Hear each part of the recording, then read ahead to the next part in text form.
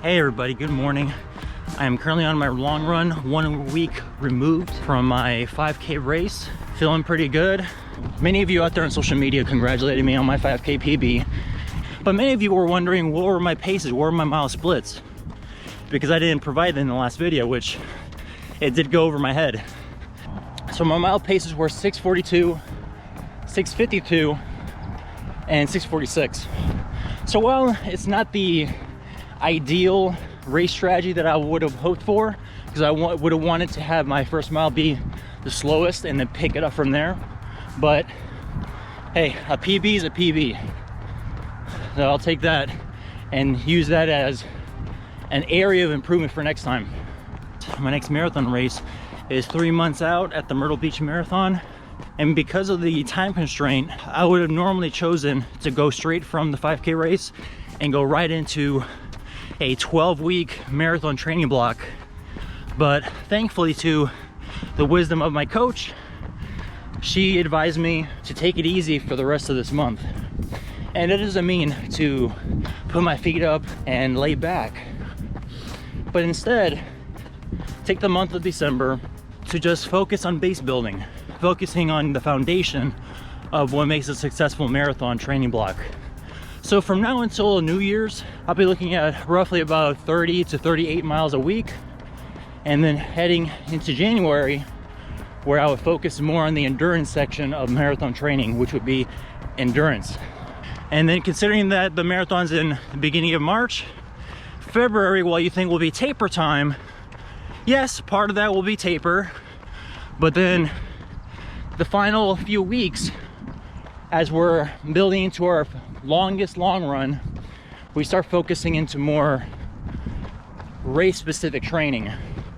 Keep making sure that your speed is still intact, providing a couple of progression runs, pretty much giving you the kind of runs that provide the motivation and, to be honest, the confidence for you to do, let's say, an 18-mile run and be able to put in good tempo or marathon pace speeds at the end of it.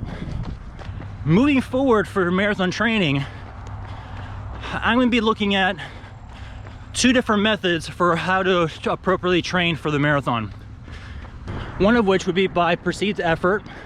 Everyone's mind and body is unique to them. So these are the heart rate zones that are particular to me. And again, I had this particularly tested in the lab with the VO2 test. So my warm-ups would be anything under 125.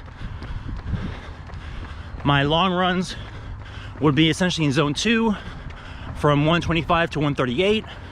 Ideal easy runs, aerobic zone would be 138 to about 146. Marathon zone, which essentially crossing the threshold, would be 146 to 154, and then anything above that is anaerobic, which would be ideal for intervals and sprints. Now the second method would be by targeted pace, and a lot of training plans would give you an appropriate block, but most of them cookie cutter.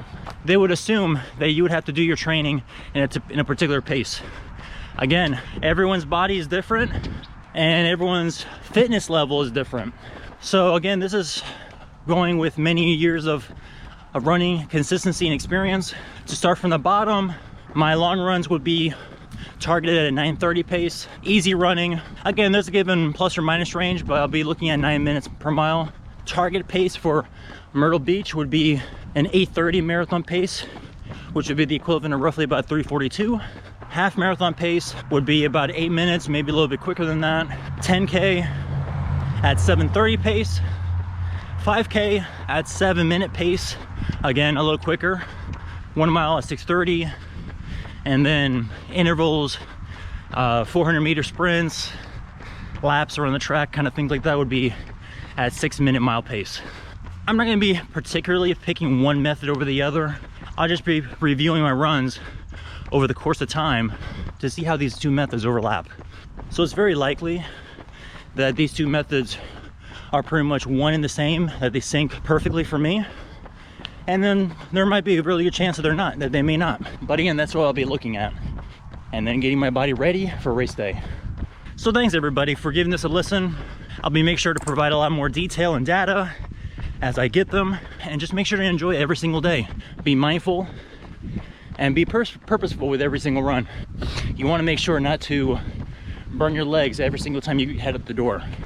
So with that said, enjoy every single run out there, enjoy, happy holidays, and again, a little bit early, but have a happy new year. Take care everyone.